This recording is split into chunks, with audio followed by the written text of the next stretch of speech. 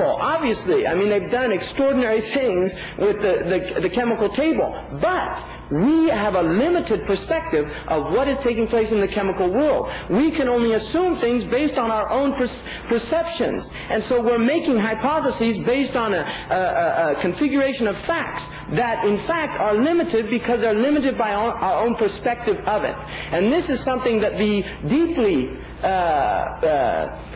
deeply esteemed scientists amongst them will admit amongst themselves, but it's something that really is not admitted when you're studying chemistry in the classroom. You learn it as if this is reality. It is simply a model for something that we are experiencing. Now, they had a philosopher, Hume, who was from Scotland, who literally destroyed this whole idea of absolute knowledge, because he came along. And now the Muslims, the sad thing about it is that we knew this a long time ago. Way before they ever. We knew about this. If you study the Mutakallimun, I mean, they talk about that we cannot determine true cause and effect because our perspective is limited. It is only Allah subhanahu wa ta'ala that truly knows what is happening. Even in chemical, if you put chemicals together and see reactions and things like this, what is causing the reactions? From a materialist point of view, it's because this and this substance came together. That does not allow in Islam for what we call kharq al-'ada, which is a break in the chain of events. For instance, when Allah subhanahu wa ta'ala said to the fire, kuni bardan wa salama, be cool and peaceful, salaman. The ulama, Al-Razi says, not only did he say be cool, but he also said be safe. Because it's not simply enough to say be cool.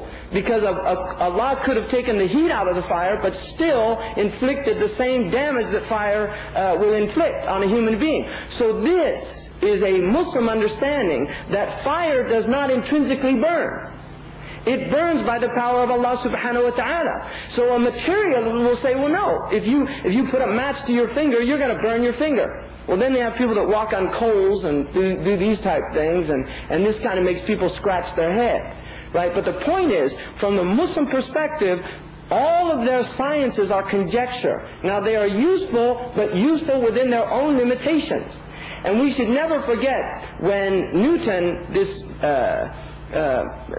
giant to the Western civilization, intellectual giant, who gave them the foundations of their physics, this man's physics came into deep questioning at the turn of this century because they recognized it was only limited to a certain model.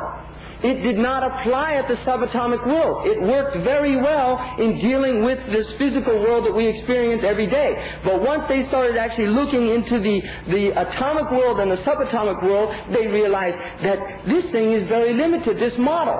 Now, they think now that they've reached the height now, but 100 years from now, there may be scientists that look back now and say, look at what the darkness these people were in. So Muslims have always had this historical understanding that human knowledge is deeply limited. وَمَا أُوتِيتُ مِنَ الْعِلْمِ إِلَّا قَلِيلًا. This is a principle that the Quran gives us to know that knowledge first and foremost is from Allah subhanahu wa ta'ala. Allah is the one that teaches the human being. عَلَّمَ بِالْقَلَمِ. Allah taught the human being. So knowledge is literally a revelatory process.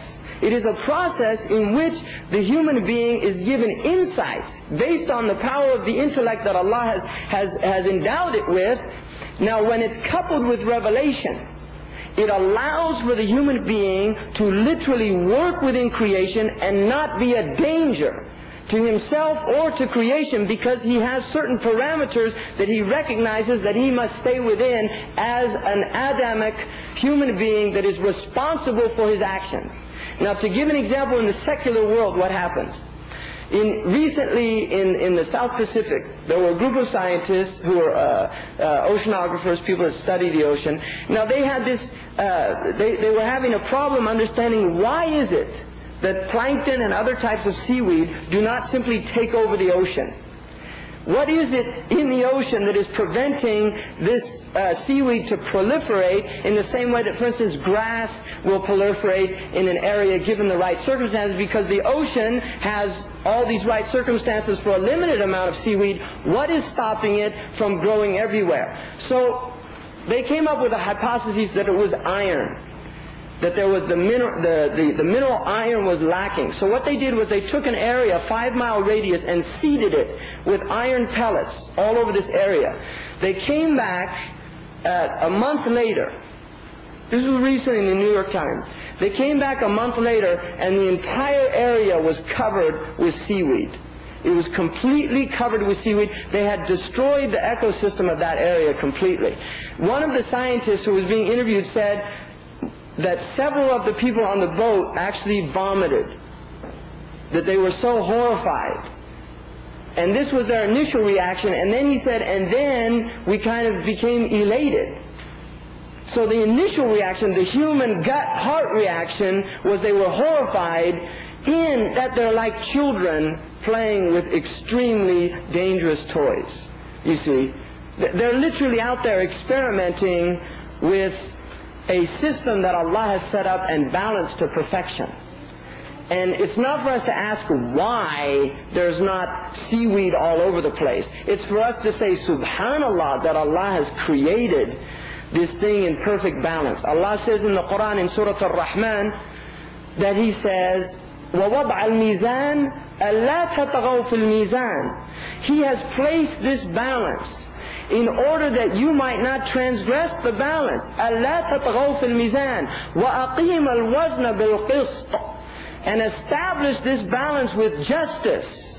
وَلَا تُخْسِرُوا الْمِيزَانِ. And don't destroy this balance. Now this balance applies at every level of human existence. There is an ecological balance that we literally have the power to destroy based on the linguistic analysis of this injunction in the Quran. When Allah says, لا تخسروا الميزان, He's telling us don't destroy it, which implies we have the ability to destroy it. And so this is what the human being without revelation becomes an extremely dangerous animal.